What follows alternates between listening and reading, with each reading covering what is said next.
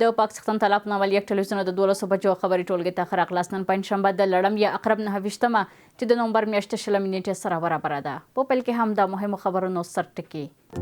محترم پښتونخوا د سواد ولسا په دې شل قانونو کې د مشرانو وینې تویې شولې. د پاکستان پوځ له پښتنو سره پر دښمنۍ بوخت دی. منظور احمد پښتون وایي چې پاکستان دولت د پښتنو په دښمنۍ بوخت دی او هر ورځ پښتانه وژني، بندیان او لادرکه کوي. قدر امیر المؤمنین حفظه الله تعالی هغوی ته سپارښتنه وکړه چې اختلاف مه کوئ، د خلکو د ستونزو په حل کې هڅه وکړئ، حق مه پټوئ. علماو ته د اسلامي امارت رهبر لارښوونه: علما د خپل منځ کې مخالفت نه کوي، حق د نه پټوي او د نورو د اختلافاتو حل کې د کوښښ وکړي.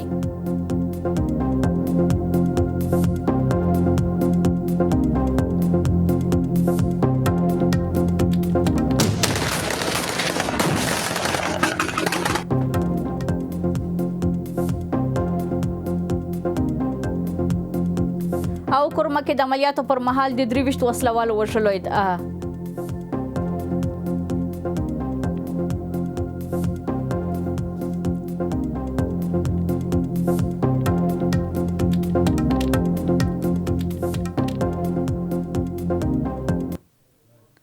اوس هم بشپړ خبرونه. د پښتون ژغورنې غورځنګ مشر منظور احمد پښتون پر خپل فیسبوک پاڼه د پاکستاني امنیتي ځواکونو لخوا د دې غورځنګ د مخکښ غړي ګیلمن وزیر د ورور عرفات وزیر او د هغه د کاکا زوی حاضر خان د نیولو په اړه توند غبرګون ښودلی دی. پښتون په خپله اعلامیه کې لیکلي چې د پاکستان دولت د پښتنو په دښمنۍ بوخت دی او هره ورځ پښتانه وژني، بندیان او لادرکه کوي. د نوموړي پر وینا د پښتنو پر وړاندې دا چلند د حکومت او پوځ له لوري منظم سیاست ګرځېدلی دی. نوموړي دغه راز ویلي چې د پاکستان پوځ نن سهار د خیبر ضلعي د تیرا د نرهاو سیمه پر یو کور برید کړی چې په پایله کې 2 کسان وژل شوي او یو کوچنی ماشومه ټپي شوې ده. نوموړي دا کړنه د ملکي وګړو پر ضد وحشت بللی او له نړیوالو سازمانونو یې غوښتنه کړې چې د پاکستان په قبایلي سیمو کې د بشري حقونو د سرغړونو څېړنه وکړي. تراوسه د پاکستان پوځ او حکومتي سرچینو د منظور پښتون د دې څرګندونو په اړه کوم غبرګون نه دی ښودلی.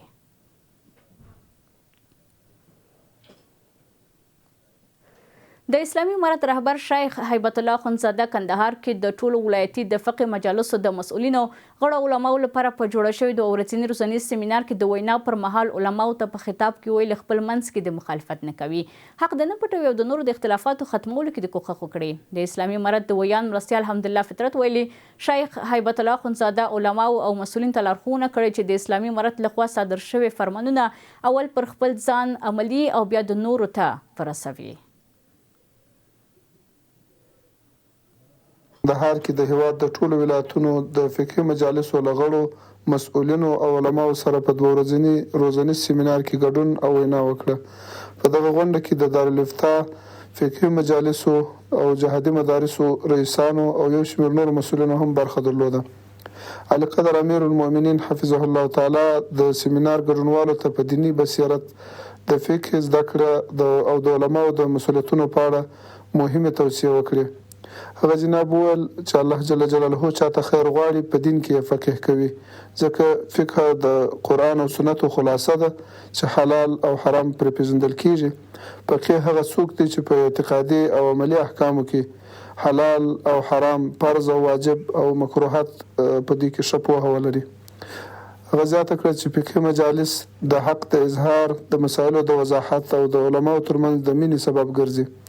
علما د انبیاو ورثه دي، د خلکو لارښوونه مسؤلیت دی او باید د شریعت په رڼا کې خلکو ته سمه لار ور وښيي. د دین د بریا مسؤلیت د علماو پر غاړه دی او باید علم زده کړي، خلکو ته ورسوي او په ټولنه کې علم عام کړي. علي قدر امیر المؤمنین حفظه الله تعالی هغوی ته سپارښتنه وکړه چې اختلاف مه کوئ، د خلکو د ستونزو په حل کې هڅه وکړئ، حق مه پټوئ، امر بالمعروف او نهي عن المنکر کوئ او د اسلامي امارت فرمانونه لومړی په خپلو ځانونو عملي کړي او بیا خلکو ته تشریح کړي. هغه وویل علما د خلکو نمایندګان دي او د هغوی اصلاح او رهنمایي هم مهم مسؤلیت دی.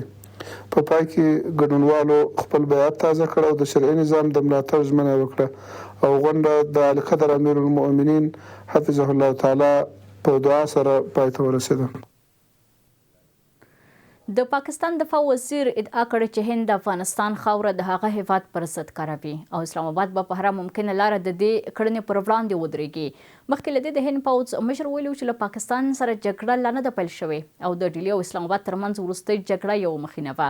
له بل خوا د ریاست الوزرا اداري مرستیال عبدالسلام حنفي د کابل او اسلام آباد ترمنځ د کړکېچونو په اړه په ضمني ډول وایي چې کابل جګړه نه غواړي خو د هر برید او تیري پر وړاندې به سخت ځواب ورکړي.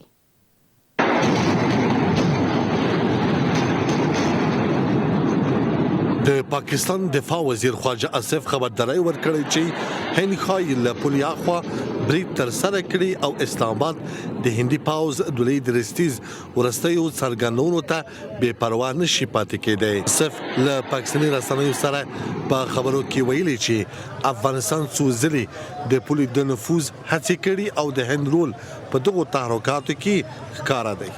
هغه زیاته کړې چې سعودي عرب، متحده عربي امارات، ایران، چین او یو شمېر نور هیوادونه غواړي دغه نفوذونه پای ومومي او ټینګار وکړي چې इसमें कोई शक शुबे की गुंजाइश नहीं है कि هند نه غواړي چې د پاکستان او افغانستان اړیکې ښې شي. هر څوک هند ته دا ور یادوي چې هغوی ماته خوړلې ده. د هندي پوځ د لوی درستیز څرګندونې له پامه نشي غورځول کېدی او موږ هیڅکله هم په هند باور نشو کولی. په همدې حال کې د هند پوځ لوی درستیز پاکستان ته په یو تن پیغام کې ویلي چې د سندور عملیات یوازې یو خبرداری او که پاکستان خپل کړنې سمې نه کړي هند به ورسره د یو مسؤل هیواد په څیر چلن وکړي. मैं तो ये कहना चाहूँगा कि मूवी शुरू भी नहीं हुई थी, सिर्फ एक ट्रेलर दिखाया गया था और ट्रेलर के बाद 88 घंटे में वो ट्रेलर ख़त्म हो गया था. د سندور عملیات یوازې یو نمایشي تمرین و چې په اته ساعتونو کې پای ته ورسید.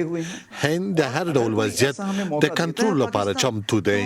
زه یو ځل بیا ټینګار کوم چې د پاکستان سره ترهګرۍ او خبري یو ځای نشي روانېدی ځکه چې پاکستان لا هم د دولت له ملاتړ برخمنه ترهګرۍ تمویلوي. هند خبرداری ورکوي چې د مخنیوي ځواک هغه وخت کار کوي کله چې سیاسي اراده پر پوځ باور او لازمه نظامی وړتیا موجوده وي او هندي پوځ اوس مهال د دغه ټولو برخو برخمن دی. ये है कि जो डिसीजन मेकिंग है या जो आपने निर्णय लेना है उसके लिए समय बहुत कम है. یک حرف شرم‌آور برای وزیر داخلیشان است چون افغانستان هرگز به کشورهای همسایه خطر و تهدیدی نبوده بلکه این پاکستان است که به نام مادر توریسم یاد می شود و بالای سیاست‌های دو جانبهشان و اعمال ضد بشری و توریستیشان بسیاری از کشورهای همسایه و منطقه پی بردند. خو له دې سره د رئیس الوزرا اداري مرستیال عبدالسلام حنفي په کابل کې په یوې ناسته کې د کابل او اسلام آباد د وروستیو ناندریو په اړه په غیر مستقیم ډول ویلي چې جګړه د هیڅ چا په ګټه نه دی او شته مسایل باید د یو منطقي طرحې او متقابل احترام پر بنسټ حل شي. هغه د اسلامي امارات د خو اړیکو یادونه کوي او وایي چې کابل د جګړې غوښتونکی نه دی خو د هیواد پر خاورې د هر ډول تیری پر وړاندې غبرګون خپل ملي او نړیوال حق کړي. بلخوا په اسلام آباد کې د روسیې سفیر یو ځل بیا د خپل هیواد د دریځ پر څرګندولو سره ویلي چې ماسکو د افغانستان او پاکستان د کړکېچونو د پای ته رسولو لپاره د منځګړیتوب چمتووالی لري. ما خواهان حل همه مسائل از طریق دیالوگ و مذاکرات هستیم و جنگ را به خیر هیچ یکی از طرفین نمیدانیم. باید همه مسائل بر اساس یک طرح معقول، منطقی، استوار بر احترام متقابل و بر اساس برد یا وین وین باید حل شود. در مبحث گفتمان مهمترین اصل این هست که استقلالیت سیاسی داشته باشه حکومتش. حاکمان لاهور چنین نیستن. اگر وزیر خارجه قبول میکنه گفتمانی را که ایران و روسیه پیشنهاد کرده وزیر دفاعش مبنای تقابل را مطرح بحث انجام میده پس نشان دهنده عدم استقلالیت سیاسی در حاکمیت پاکستان هست. د یادونې وړ ده چې د پاکستان د کورنیو چارو وزیر وایي چې اسلام آباد په داسې حال کې چې د امنیتي ګواښونو تر سوري لاندې دی له کابل سره د سیاسي خبرو وړتیا نه لري. د پاکستان د پنجاب پولیسو چارواکو ویلي چې د راولپنډۍ په بیلابیلو برخو کې د بې اسناده افغان کډوالو پر ضد د پلټنو عملیات روان دي. د پولیسو لخوا په خپره شوې خبرپاڼه کې راغلي چې د دې عملیاتو په ترڅ کې 38 افغان کډوال نیول شوي دي. پولیس وايي پلټنې د هغو کسانو پر ضد روانې دي چې د استوګنې قانوني اسناد نه لري او په خبري نیول شوي افغانان به د قانوني ارزونې لپاره اړوندو چارواکو ته وسپارل شي. د راولپنډۍ پولیسو ویلي چې دا لړۍ به دوام ولري او په ښار کې به د کور په کور پلټنې هم وشي څو هغه کسان چې د قانوني اسنادو له پرته میشت دي ونیول شي.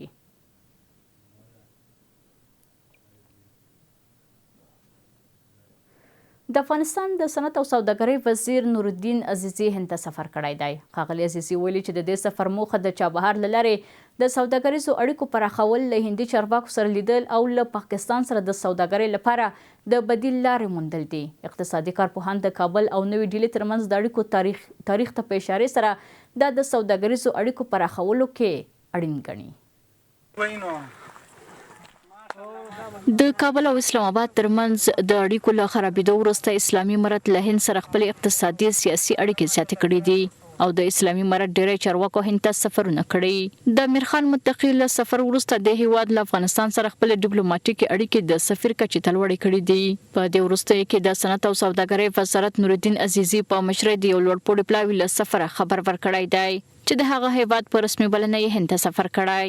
ښاغلي عزیزي وویل چې هند ته د سفر موخه د چابهار بندر له لارې له هند سره د سوداګرۍ پراختیا او زیاتوالی دی او زیاته کړه چې د دې غونډې په لړ کې به د لوړپوړو هندي چارواکو د دواړو هیوادونو سوداګرو سره د پاکستان سره د بدیل لارې موندلو په اړه خبرې وکړي. د این اهداف سفر داریم که افزایش تجارت و ترانزیت از مسیر چابهار و همچنان توسعه تجارت دو جانبه، بازدید از نمایشگاه پراکتی میدان، ملاقات با مسئولین با جمهوری هندوستان و همچنان ملاقات با سکتور خصوصی دو کشور. اقتصادي کارپوهان په دې باور دي چې هند ته د افغان چارواکو سفر د دواړو هیوادونو ترمنځ د اقتصادي اړیکو په پراخولو کې ګټور ثابتېدای شي. راههای دیگه وجود داره ولی نمیتونیم که پاکستان رو کاملا بسته کنیم. باید یک مدیریت خوب به کار ببریم که هم فشار پاکستان فوق‌العاده کم شود و هم در حقیقت بتوانیم یک کالا را به دست بیاریم و چیزایی را از بازارهای دیگه به دست بیاریم. ولی چطور نمیشه که یک کشور نظر به کشور دیگه عوض کرد، برای اینکه هر کشور دارای امتیازات خودشان است. خود دا سفرونه د دواړو هیوادونو ترمنځ اړیکې څومره خرابولی شي؟ این سفر دومی که از لحاظ اقتصادی در افغانستان خیلی مفید تمام میشه، اما از لحاظ سیاسی به نظر من باز هم پاکستان کوشش میکنه که تا مخالفین طالبان را به دور دوم به این کشور خود جمع بکنه و یک مواضع سیاسی را در قبال حکومت امارت اسلامی افغانستان اعلام بکنه و از سوی دیگر خب شاید احتمال این را داریم که باز دوباره حملات مرزی ایشان را در برابر حکومت نظام اسلامی افغانستان اینا آغاز بکنن. د یادونې د هند یو له هغو هیوادونو دی چې په بیلابیلو تاریخي دورو کې ښې سیاسي او اقتصادي اړیکې درلودې او په افغانستان کې د زیربناو په جوړولو کې د پام وړ همکاري کړې ده. اروپایي رسنیو راپور ورکړی چې جرمني 650 افغانانو ته وړاندیز کړی که د هیواد ته له ورتګه تیر شي زرګونه یورو به ورکړي، خو وړاندیز یوازې 2 کسانو منلی دی. دا کسان د هغو 1900 افغانانو له ډلې دي چې جرمني کې د منل کېدو ژمنې ورسره شوي او اوس په دریمو هیوادونو کې اوسي. د جرمني د بهرنیو چارو وزارت ویاند ویلي چې له نورو افغانانو سره هم په اړیکه کې دی او ښایي دا وړاندیز ومني. اخو ویره ده چې پاکستان ښایي د ډسمبر له پای وروسته هغه افغانان بیرته افغانستان ته ستانه کړي چې جرمني یې د پناه غوښتنې اسناد نه دي منلي. د پاکستان د پوځ د عامه اړیکو ادارې خبر ورکړی چې امنیتي ځواکونو د خیبر پښتونخوا په کورمه ولسوالۍ کې د استخباراتي معلوماتو پر بنسټ ترسره شوي عملیاتو کې 23 وسلوال وژلي دي. په خبره شوې خبرپاڼه کې ویل شوي چې عملیات په هغو سیمو کې شوي چې وسلوال پکې فعال وو او د پوځ پر وینا په نښه شوي کسان د امنیتي ځواکونو پر ضد په بریدونو کې ښکېل وو. خبرپاڼه زیاتوي په سیمه کې لا هم د وسلوالو د ځپلو لپاره د پلټنو او تصفیوي عملیات روان دي. پوځي چارواکو ادعا کړې چې د عملیاتو پر مهال د وسلوالو مهم جنگي توکي هم ترلاسه شوي دي، خو د ترلاسه شویو وسلو او تجهیزاتو دقیق جزئیات یې نه دي وړاندې کړي.